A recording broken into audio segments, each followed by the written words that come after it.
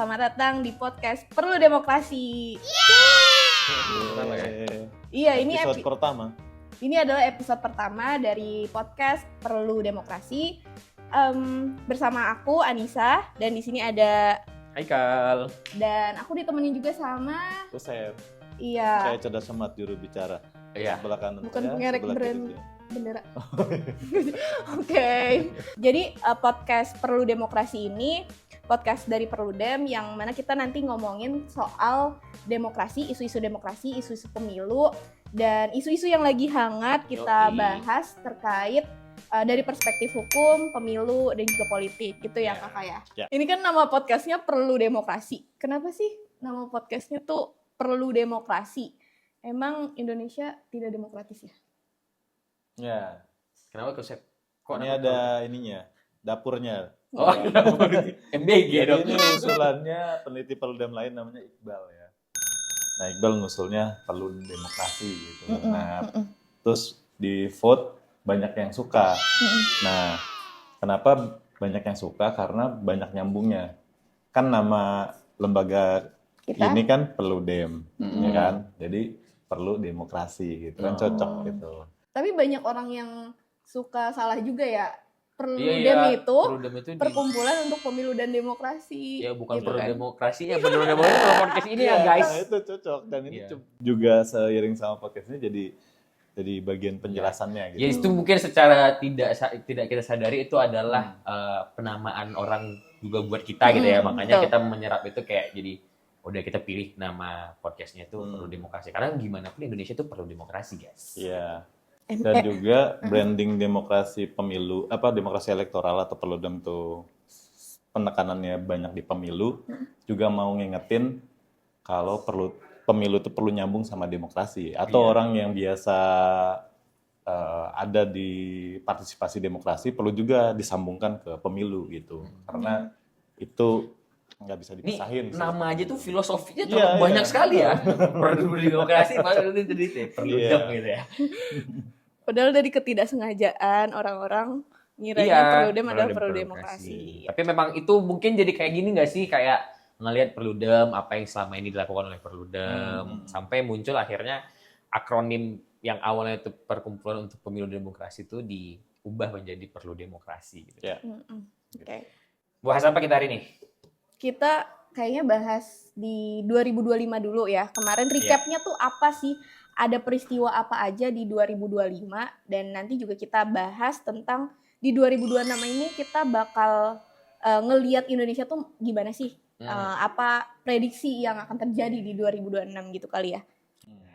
Kayaknya bukan prediksi tapi gambaran aja kali ya. Gambaran ya, oke. Kan kita bukan pundit bola ya. Kalau kata BMKG, perakiraan.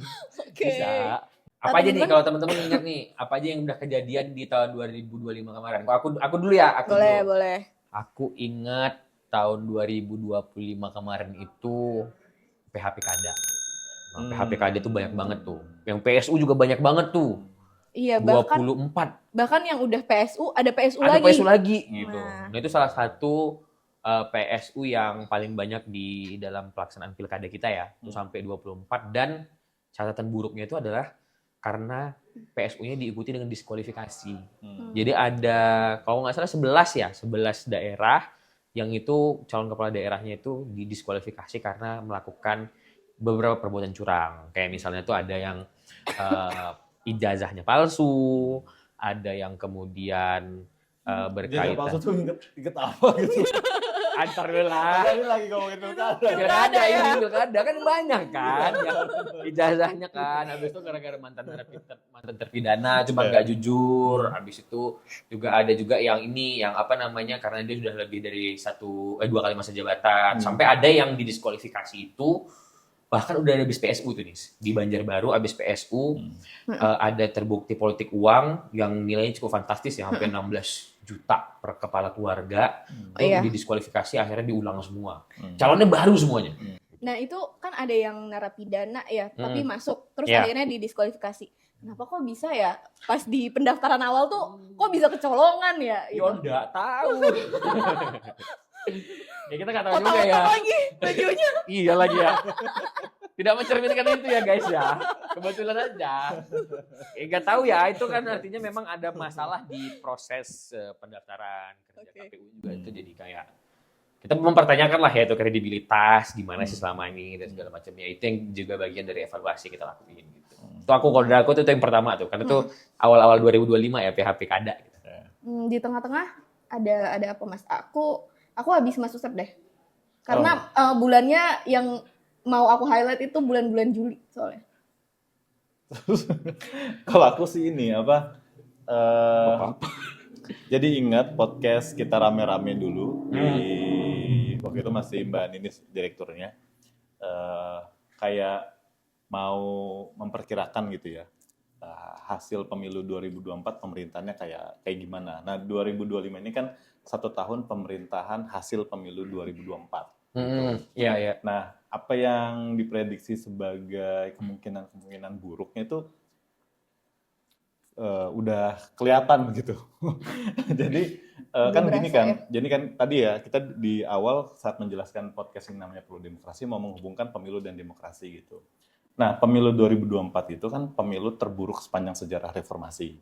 Ya. Nah, itu kan banyak beberapa Itu nggak cuma Perludem doang yang bilang ya, cuman Iya, banyak misalnya yang bilang itu Perludem. ya. Betul. Misalnya ini KPU-nya di konteks pemilu 2024 itu mengeluarkan PKPU yang bertentangan sama undang-undang pemilunya gitu ya.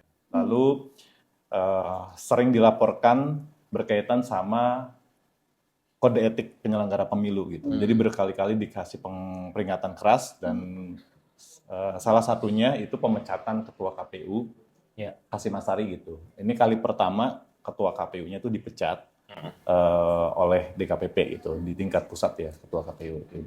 Lalu banyak tahapan-tahapan pemilu yang nggak dijamin proses dan hasilnya itu dengan baik gitu ya, dari pendaftaran gitu ya, di tahapan lain bahkan hasil pemilunya itu tidak transparan dan akuntabel gitu. Saya nggak tahu sih siapa di Indonesia ini aktor yang punya data digital gitu hasil pemilu 2024 gitu. Dulu sih kejawab sama sistem informasinya KPU gitu ya. Sekarang sih kayaknya cuma KPU dan pengadanya gitu, pengada hasil pemilu itu hasil pemilu. Berarti nggak dibuka lah ya. Betul, iya. Nggak dibuka sama publik Itu gitu. nah hasil dari pemilu yang terburuk sepanjang reformasi ini itu udah menggambarkan pemerintahannya juga terburuk gitu. Yang dihasilkan pasti Iya, ngikutin. iya. Kalau kita rujukan disesuaikan ke indeks demokrasinya Freedom House gitu, itu tambah turun gitu ya. dan itu kegambar sih dengan masa pemerintahannya Prabowo Subianto dan sama Gibran ini gitu. Ya belakangan sih ditutup ya akhir 2025 ini ya di konteks bencana gitu ya. Kerasa bahwa pemerintahan tuh bermasalah lah gitu dalam menangani tanggung jawab negara gitu ya dalam menjaga dan melindungi hak keluarganya begitu sih. Ya, termasuk teror dan penangkapan orang-orang yang aktif mengkritik pemerintah gitu ya, yang itu penegakan hukumnya nggak dijamin gitu sama pemerintah. Padahal itu basic. Udah banyak nih nggak kagak satu. Iya. Gitu. Banyak nih dirangkum ya. sama dia. Di situ Sampai aja akhir sih, jadi 2025. diingatkan. Padahal sebelumnya ada semacam ini dugaan bisa jadi di beberapa aspek tuh bagus, misalnya kayak ini kan SBY lagi Prabowo itu kan pimpinan partai yang mana Gerindra itu partai yang menurut Komisi Informasi Pusat paling transparan dan akuntabel gitu ya. Paling transparan lah informasinya di website gitu. Di Nah, website. itu harapannya kan sejalan pemerintahnya tambah transparan. Tapi sih ternyata ternyata nggak menggambarkan itu gitu. Jauh. Iya. Gitu sih. Oke. Aku ingat ini kalau misalkan ngomongin tahun 2025 ya. Putusan MK gitu ya. Ya ini juga alhamdulillah ya. Judicial Review dari Perludem yang putusan 135. Oh, itu. Itu kan kita akhirnya udah beberapa kali judicial review tentang pemisahan pemilu nasional dan pemilu lokal. Dan akhirnya di putusan 135 itu dikabulkan sama MK bahwa di pemilu selanjutnya itu akan ada pemisahan pemilu nasional dan juga pemilu lokal. Yang mana pemilu nasional itu terdiri dari presiden ya, pilpres, terus pileg, DPR RI, DPD, dan juga ada jeda tuh 2 tahun hingga 2 tahun 6 bulan gitu ya. Untuk selanjutnya ada pilkada gitu, dan juga pileg di level provinsi dan juga kabupaten kota gitu. Jadi itu salah satu hal yang ya kita jagain betul ya, gimana putusan MK ini kemudian harus diterapkan atau ditindaklanjuti di revisi Undang-Undang Pemilu, yang mana di 2025 kemarin tuh sebenarnya udah masuk ya ke prolegnas. Udah masuk, ada prolegnas gitu.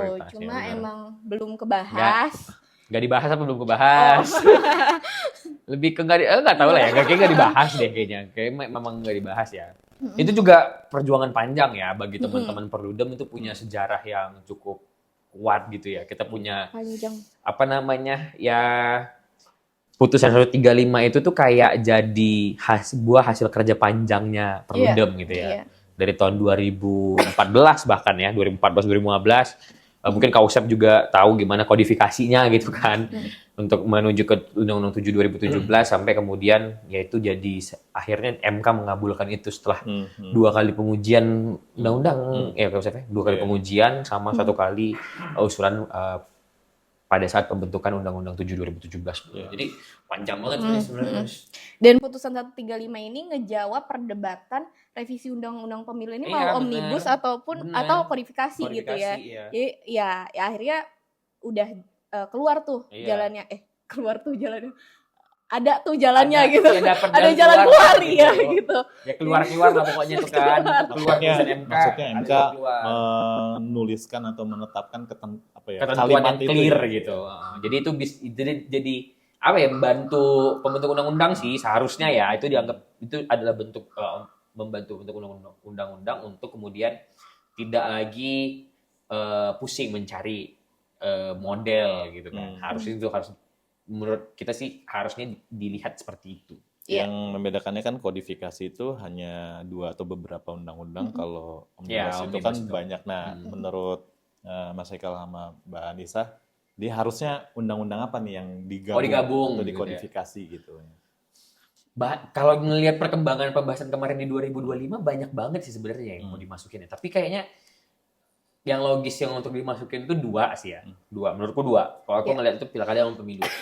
Nah, parpol ya kita bisa berdiskusi lah, tapi kalau terlalu banyak juga satu undang-undang yang terlalu padat, abis itu nanti aplikasi di pelaksanaan teknisnya itu jadi susah karena undang-undang, kita harus ingat loh, undang-undang itu tidak kemudian menjadi peraturan perundang-undangan yang tunggal. Dia pasti ada turun-turunan itu, pasti ada aturan teknis. Nggak semuanya bisa kita masukkan ke dalam undang-undang. Jadi kalau dia terlalu besar, nah kita takutin tuh kayak sama kayak kejadian Omnibus Law Cipta Kerja, gitu kan. Jadi undang-undang yang terlalu besar, akhirnya kan lama-lama diperhatiin satu-satu juga kan, diubah undang-undang ini, undang-undang itu. Jadi kita nggak pengen kayak gitu. Jadi sebenarnya kenapa kita ya itu salah satu dorong sama teman-teman masyarakat sipil adalah untuk 2 undang-undang aja, pilkada sama pemilu. Itu aja udah cukup besar dan banyak sebenarnya. Dan nggak dibahas-bahas. Gitu.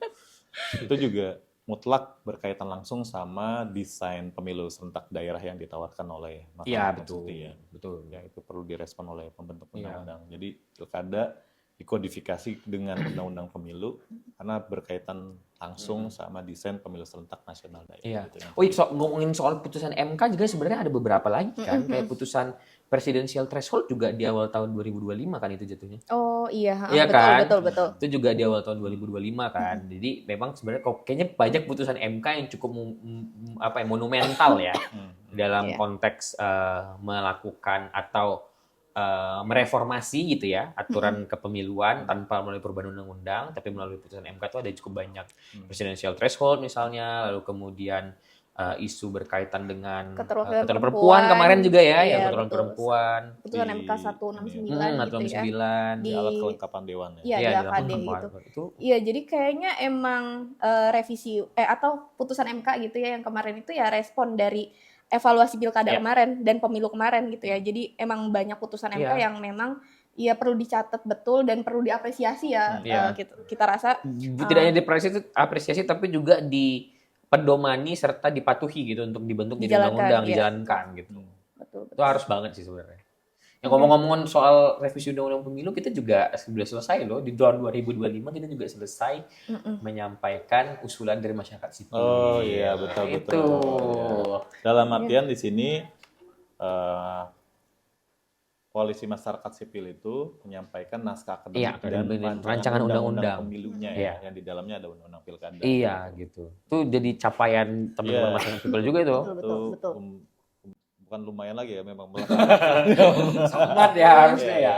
Iya, karena ya itu ya belum dibahas gitu ya, masih alot di DPR gitu ya. Kita ternyata udah siap nih gitu ya, di 2025 kemarin udah rilis ada 6 buku ya teman-teman, tentang sistem pemilu, aktor pemilu, terus juga manajemen pemilu, sama satu lagi penegakan hukum ya, penegakan hukum dan sanksinya gitu.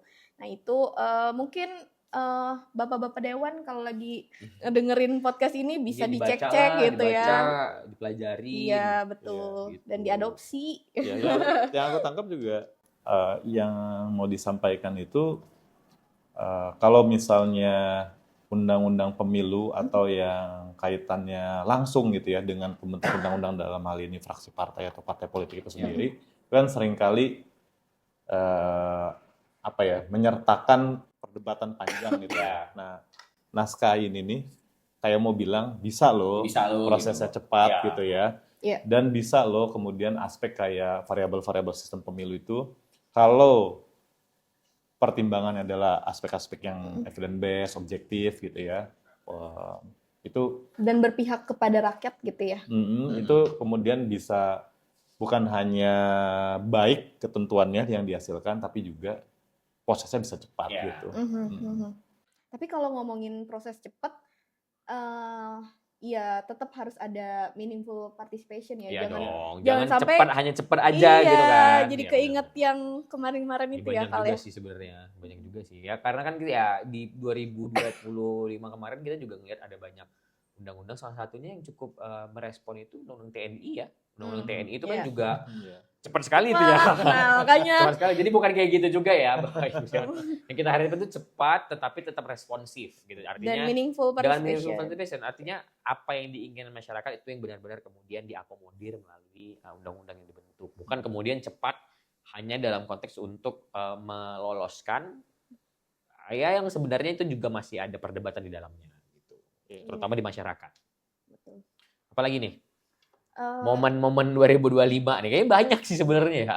Banyak. Soal penyelenggara pemilu. Apa tuh? Kan kalau kemarin ya kita ngomongin terkait pilkada tidak langsung tuh narasinya kencang banget gara-gara katanya soal masalah efisiensi gitu ya. Tapi kalau kita ingat-ingat lagi, emang mana sih poin mana yang bisa bikin mahal gitu kan? Apakah itu terkait penyelenggaraan pilkadanya atau ongkos politiknya gitu? Kalau misalnya ngomongin penyelenggaraan atau tata kelola pemilunya ya atau pilkadanya gitu ya. Sebenarnya yang mahal itu apa aja sih, Kal gitu atau Mas Usep? Yang aku highlight sih satu ya. Kemarin soal penggunaan private jet mungkin itu bikin mahal gitu ya. Coba kalau ngomongin private jet ngapain ya coba ya? Nggak mahal gitu. Terus ada aspek lain lagi nggak yang kira-kira sebenarnya dari tata kelola pemilunya bisa dipangkas gitu, jadi lebih murah gitu?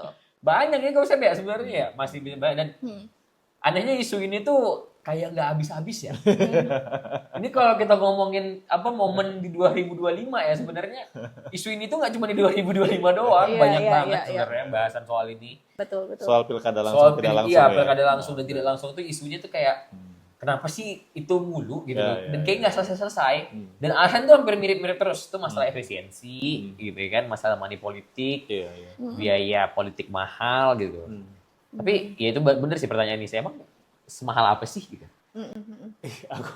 Aku ngaitin lagi ya soal kualitas demokrasi di 1 tahun pemerintahan Prabowo Subianto ini, aku bandingin sama isu pilkada langsung di eranya SBY gitu ya. Jadi mirip soalnya. Iya, ada miripnya dan nggak miripnya bikin aku khawatir gitu. Kenapa? Jadi waktu itu kan semua fraksi itu bisa dibilang, bukan semua fraksi ya, maksudnya paripurna saat konteks akhir pemerintahan SBY itu untuk mengesahkan undang-undang pilkada tidak langsung, itu dihadiri juga sama pihak pemerintah gitu. Jadi emang akhirnya bisa sah tuh undang-undang pilkada tidak langsung, padahal itu ditolak sama masyarakat. Ada demonstrasi berjilid-jilid lah waktu itu ya. Jadi bukan hanya demonstrasi soal agama aja yang berjilid-jilid ya, tapi demonstrasi pilkada, dukung pilkada langsung juga berjilid-jilid waktu itu. Nah, yang membingungkannya, DPR atau semua fraksi di DPR tuh termasuk pemerintah itu nggak mendengarkan itu. Jadi yang disahkan tuh undang-undang pilkada tidak langsung gitu. Nah, undang-undang pilkada tidak langsung ini akhirnya dibatalkan oleh Perpunya SBY. Nah, Perpu SBY itu bisa keluar salah satunya karena karakter SBY itu yang nggak mau citranya buruk gitu. Karena waktu itu juga citra demokratisnya SBY itu gede banget gitu. Maksudnya ya saat eranya lah Indonesia di Freedom House sama The Economist tuh full free sama full demokrasi lah gitu ya. Nah, udah gitu itu 2014 itu kan akhir masa jabatannya SBY. Jadi kayak ujung banget ya. Iya, jadi Perpu itu dikeluarkan, itu Perpu terakhirnya SBY di masa kekuasaannya. Jadi kayak legacy gitu. SBY, gue dukung demokrasi loh gitu. Yang dipengenin sama rakyat gue yang milih gue langsung. Kayak gitu tuh. Nah, aspek-aspek itunya tuh nggak ada di Prabowo Subianto. Ini kan periode pertama nih. Udah gitu, Prabowo Subianto-nya yang sering bilang pilkada tidak langsung. Ini makanya soalnya kalau nggak salah itu kan pertama kali muncul tuh sekitar belum 2 bulannya Prabowo menjabat nggak sih? Waktu zaman 2024 akhir, ulang tahun Golkar ke 60. Iya. Itu tuh belum 2 bulan loh, jadi belum masa. Dan mungkin citranya emang beda ya Mas Yusuf ya. Kalau misalkan tadi Mas Yusuf bilang SBY itu mau mencitrakan dirinya demokratis gitu ya. Kita kita bisa lihat juga ya presiden kita tuh citranya apa sih? Gitu ya kan. Ya khawatirnya tuh jadi kalau 2026 ini kita tempatkan di lini masa prolegnas gitu ya, terus juga undang-undang prioritas, bisa jadi sah gitu ya undang-undang pemilunya atau undang-undang pilkadanya, dan yang disetujui itu pilkada tidak langsung. Nah, ya kalau lihat kondisi sekarang gitu. Tadi yang dimiliki di era pemerintahannya SBY itu untuk menolak pilkada tidak langsung nggak dipunyain sama pemerintahan yang sekarang. Tapi serem juga ya kalau misalkan pilkada tidak langsung ini disahkan gitu ya. Kalau misalkan kita inget tuh putusan MA ya yang soal batas usia pilkada itu loh. Nah, itu kan 2024 ya sebenarnya, tahun 2024. Nah, itu kan hampir mau ditindaklanjuti gitu ya, atau mau diputuskan gitu. Nah, terus ada demo yang peringatan darurat itu loh. Garuda Biru. Nah, itu tuh kira-kira memungkinkan nggak ya kalau misalkan ternyata makin kenceng aja nih pilkada tidak langsung dinarasikan gitu ya di 2026 kali ya. Ini udah mulai masuk perakiraan nih ya, perakiraan nih. Iya. Udah masuk Kira-kira gimana tuh? Kok aku ngelihat potensinya ada ya, karena di 2025 juga kita ada momen di Agustus September yang di momen itu kita cukup berduka ya, karena gerakan rakyat gelombang protes dari masyarakat itu kemudian menyisakan permasalahan berkaitan dengan tindakan represi, lalu kemudian kriminalisasi. Sampai sekarang ada, kalau nggak salah beberapa waktu yang lalu itu teman-teman ngerilis ada kalau nggak salah sekitar 600-an orang ya, 600-an teman-teman yang dulu demo di Agustus September 2025 itu masih jadi tahanan dengan yang tadi kalau saya bilang praktik penegakan hukumnya yang sangat mengkhawatirkan gitu. Nah, itu juga jadi catatan lah bagi kita. Tapi momentum itu kalau kita melihat bagi apa yang terjadi di Agustus sampai September 2025 kemarin ya, bibit-bibit itu akan ada. Bibit-bibit dalam artian bahwa ini akan ketika ini menjadi sebuah kesadaran kolektif masyarakat, akan ada gerakan yang kemudian merespon Iya. keputusan-keputusan, statement-statement, dan juga tindak tanduk yang dilakukan oleh elit partai dan juga dari penyelenggara negara gitu ya. Jadi kalau ditanyakan apakah masuk ke perakiraan ya, apakah itu akan ada respon? Menurutku pasti akan ada respon. Tapi apakah itu akan sebesar yang di 2014 misalnya, atau sebesar momen Garuda Biru di 2024, atau bahkan Agustus atau September Kelabu di 2025, kita belum tahu lah. Kita belum bisa melihat ini karena ini kan isu yang kembali digaungkan di waktu-waktu penghujung 2025 ya, gitu ya. Di waktu-waktu yang orang bahkan nih ya, kalau misalnya kita ngelihat apa namanya konten-konten di Instagram, banyak banget yang bilang tuh akhirnya melewati 2025. Iya. 2025 adalah salah satu tahun tersulit, satu tahun berat gitu. Dan bahkan ada juga kayak misalnya yang mengatakan bahwa tingkat apa namanya kebutuhan masyarakat untuk healing dan segala macam di 2025 itu meningkat karena isu yang terus-menerus panas dan segala macam gitu ya. Tapi di 2026 baru masuk nih. Assalamualaikum, udah ada tuh. Dan sedihnya lagi teman-teman politisi, teman-teman enggak ya? Ya teman-teman. Teman-teman politisi ini menyuarakan soal pilkada tidak langsung tuh di momen-momen yang mana lagi sedih-sedihnya ya. Iya, itu ada bencana. Iya, gitu. Jadi kayak nggak pas banget gitu loh. Iya sih gitu. Itu makanya kalau menurutku pasti akan ada. Cuman mungkin sekarang itu belum kelihatan. Salah satunya adalah karena masyarakat itu masih cukup sibuk gitu loh. Kita masih ada beberapa daerah yang masih dengan bencana gitu ya. Di satu sisi teman-teman digerakkan juga masih masih ada yang ditahan banyak banget ditahan, gitu ya. Dan yang ngurusin mereka teman-teman yang ditahan itu kan juga butuh tenaga gitu kan. Jadi kuasa hukum gitu kan untuk mengikuti terus-menerus mengawal proses persidangan dan sebagainya. Itu kan butuh tenaga gitu. Jadi mungkin itu juga salah satu penyebab kenapa sekarang gitu ya, walaupun isu ini sudah sangat meluas dan juga sudah sangat panas, tapi kita belum melihat. Dan mungkin faktor lainnya adalah salah satunya karena ini masih dalam bentuk wacana gitu ya. Beda dengan kejadian Garuda Biru kemarin itu, yang itu sudah selangkah menuju suatu di depan mata banget ya. Iya, ini bakal kejadian gitu loh. Itu sih, menurutku gitu. Iya. Kalau saya perakiraannya gimana? Iya, kalau apa yang terjadi di 2025 itu tidak ditindaklanjuti dengan perubahan kebijakan, perubahan sikap dari pemerintahan Prabowo Subianto di 2026, ya situasinya malah makin buruk gitu. Ya, mirip atau makin parah. Iya, gitu. Ya Prabowo Subianto punya hasta cita kan ya. Nah, kalau kita merujuk 1 tahun Prabowo Subianto dan benar salahnya itu dari hasta cita gitu ya. Beberapa banyak yang bertentangan gitu. Misalnya komitmen pemberantasan korupsi gitu ya. Dengan konsekuensi kewenangan besarnya Prabowo Subianto malah menciptakan aktor pemerintahan koalisi yang gemuk serta komposisi kabinet yang gemuk gitu, dan itu tidak sejalan sama visi pemerintahan yang bersih dari korupsi gitu. Terus kebijakannya yang tidak disertai dengan proses yang transparan dan akuntabel, padahal banyak dari program-program pemerintah di Hasta Cita itu yang melibatkan pendanaan yang amat besar begitu. Nah itu ya objektifnya gitu buat mengukur Prabowo Subianto di 1 tahun hasil pemilu 2024 ini benar atau salah, bagus atau tidak ya dari Hasta Citanya gitu. Jadi beberapa malah kontradiktif. Kak Usep ini kan udah coba itu kan dari tadi kan Kak Usep itu selalu melihat bagaimana setahun pemerintahan Prabowo ini dengan menurutku sangat-sangat objektif ya, bagaimana melihat kemudian ada Hasta Cita itu menjadi salah satu dasar penilaian. Nah, kalau ditanya nih Kak Usep, nilainya berapa? Nilainya berapa Kak Usep? Ini ya penting ya scoring gitu.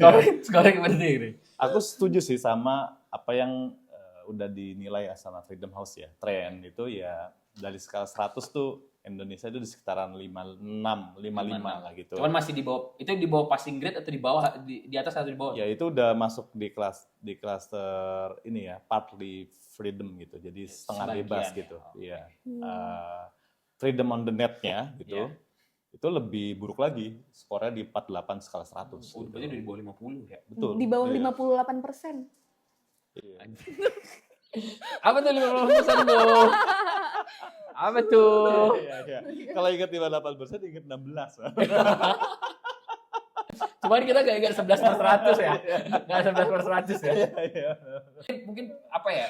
Apa namanya pertanyaan kita yang harus kita tanyakan ke diri masing-masing, gimana di 2026?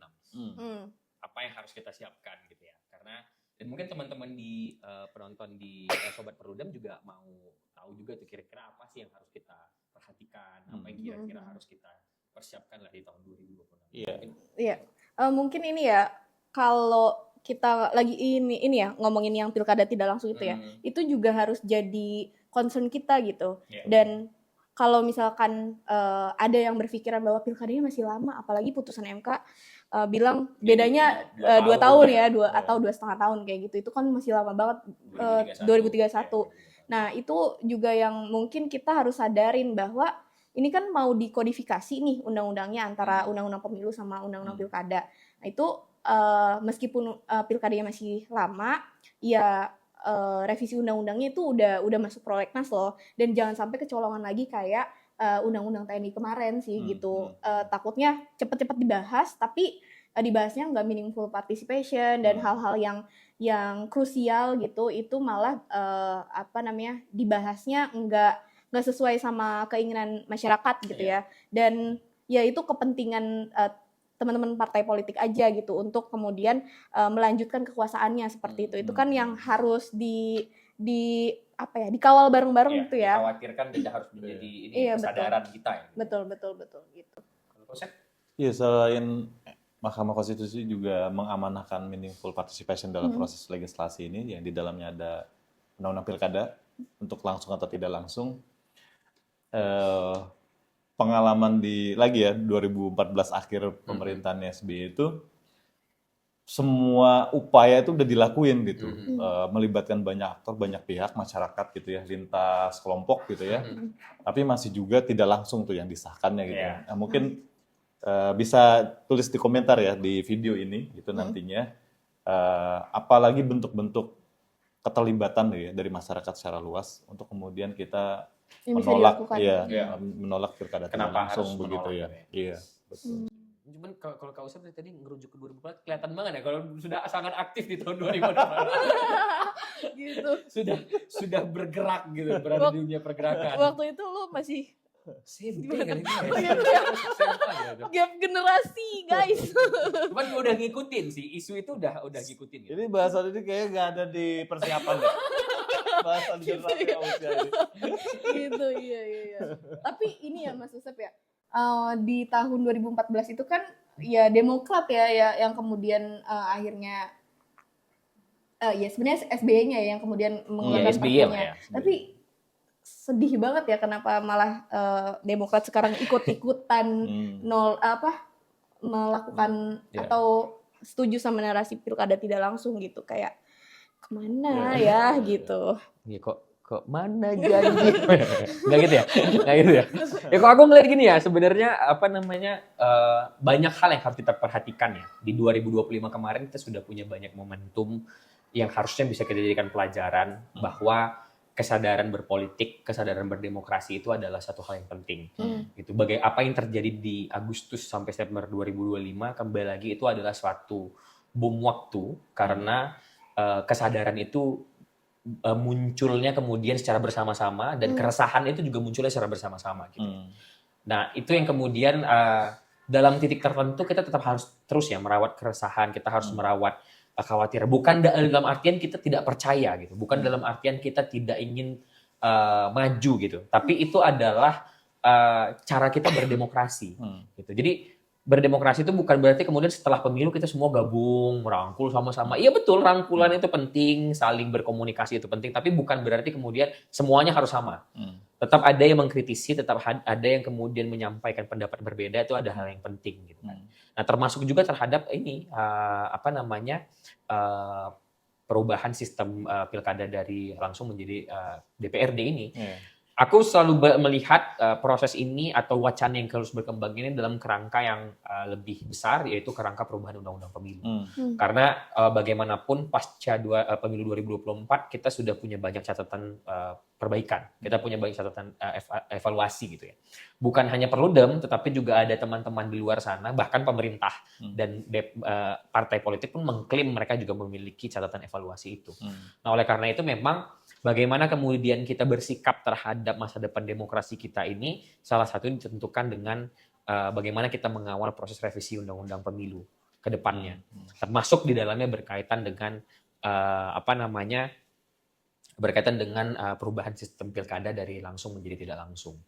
Apa yang akan terjadi, bahkan pertanyaan besarnya ketika wacana ini bergulir, siapa yang diuntungkan, apa yang akan terjadi, apa dampaknya kepada masyarakat. Itu adalah pertanyaan-pertanyaan kemudian harusnya ya itu bisa tidak hanya dirasakan oleh mereka yang kemudian berkecimpung di dalam dunia politik misalnya gitu, tapi juga kepada seluruh masyarakat. Karena dampaknya, yakinlah, dampaknya itu bukan hanya sebatas pada hilangnya kedaulatan kita, hak pilih kita untuk memilih pemimpin di daerah, tetapi akan jauh lebih dari itu, bahwa ketika ini diloloskan akan ada dampak-dampak bawaan yang kemudian pasti akan terjadi, baik itu dari sisi ekonomi, kebebasan berbicara, atau bahkan sistem pemerintahan yang sudah kita bangun pasca reformasi. Cuman mungkin kayaknya kalau itu kita bahas sekarang kayaknya terlalu panjang nanti gitu kita ya. cicil ya.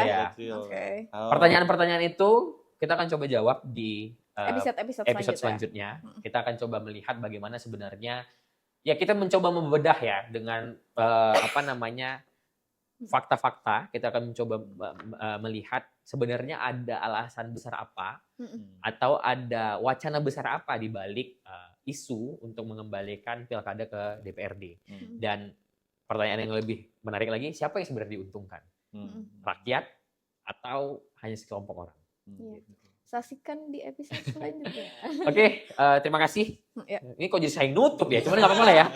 Karena nanti di next video kita atau di next episode mungkin yang jadi host kita akan ganti-gantian ya, ada saya, ada Nisa, ada Kak Usep, dan ada teman-teman yang lain juga gitu ya. Jadi memang episode kali ini kita pada dasarnya nggak ada yang jadi narasumber gitu, kita sama-sama buat ngobrol aja, dan mudah-mudahan ini bisa jadi langkah baru ya untuk kita untuk terus membicarakan demokrasi, digitalisasi demokrasi, dan bagaimana perkembangan pemilu serta politik kita. Dan jangan lupa teman-teman kalau misalnya ada isu-isu yang pengen kiranya dibahas gitu ya. Tidak hanya melulu soal pilkada atau pemilu aja, tapi bisa lebih juga jauh dari itu ya. Soal ini demokrasi di sehari-hari. Iya, demokrasi sehari-hari gitu. Itu juga bisa disampaikan. Nanti kita bisa bahas karena podcast ini seperti namanya, ini tetap perlu karena kita perlu demokrasi. Bye-bye. Bye.